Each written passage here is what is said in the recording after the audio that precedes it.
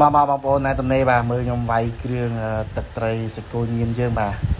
ต่อไปយើងបុកចំណាយពេល4ម៉ោងទៅរំតែហើយមកកធននឹងបាទឥឡូវគឺ1ម៉ោងលាយគ្រឿងអី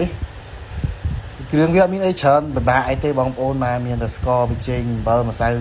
ស៊ុបទឹកត្រីហើយនឹងក្រូចឆ្មាស្រស់យើងហ្នឹងណាហើយក្រូចឆ្មាបងប្អូនឃើញមកកដុងនោះគឺក្រូចវា10គីឡូបាទច្បាច់ហើយបានតែមកកដុងហ្នឹងទេមកកធនហ្នឹងទេ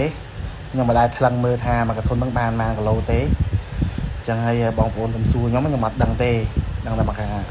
ខ្ញុំធ្វើមកកធនហ្នឹងគឺស្មើក្រូចឆ្មាស្រស់10គីឡូបាទបន្ទាប់ពីយើងច្បាច់យកទឹកហើយគឺបានមកកធនហ្នឹងទេ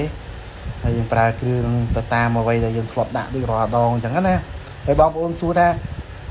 លាយគ្រឿងអញ្ចឹងរសជាតិវាអាចនៅដដែលអត់គឺរសជាតិនៅដដែលទេបងប្អូនមកដោយសារតែខ្ញុំធ្វើវាស៊ាំហើយខ្ញុំដឹងថាចំនួនទឹកជ្រលក់ដែលខ្ញុំត្រូវប្រើជាមួយទឹកត្រីហ្នឹងប្រមាណអញ្ចឹងគឺខ្ញុំដឹងអស់ហើយបាទចឹងហើយគឺខ្ញុំអត់ចាំបាច់វល់ចាំបាច់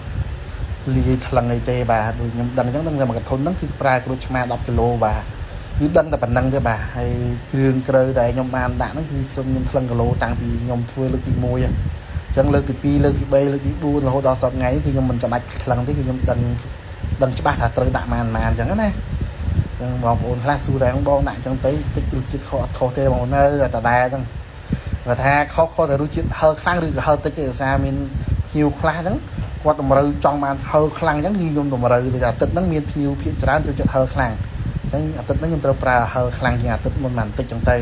ហើយបាទអាទិត្យហ្នឹងវាថាភៀវប្រាប់ថាអូរៀងហឹរខ្លាំងពេកខ្ញុំបន្ថយឲ្យបន្តិចវិញទៅអាហ្នឹងខុសតែរៀងអញ្ចឹងទេអញ្ចឹងបងប្អូនដែលចង់ញ៉ាំសាច់គោញៀនគឺអាចកំងខ្ញុំបានមានលក់រាល់ថ្ងៃបងប្អូនណាហើយសម្រាប់លេខទំនាក់ទំនងគឺនៅ profile TikTok ហ្នឹងគឺមានលេខទូរស័ព្ទស្រាប់បងប្អូនណាគឺលេខ087 770659បាទ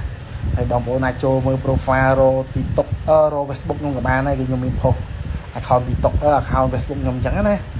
ហើយសម្រាប់សាច់គោអីគឺថ្មីស្រស់បងប្អូនគោខ្មែរយើង 100% បាទគឺធានាជូនអ្នកលក់ហ៊ានដាក់ជីវិតជូនបងប្អូនបាទ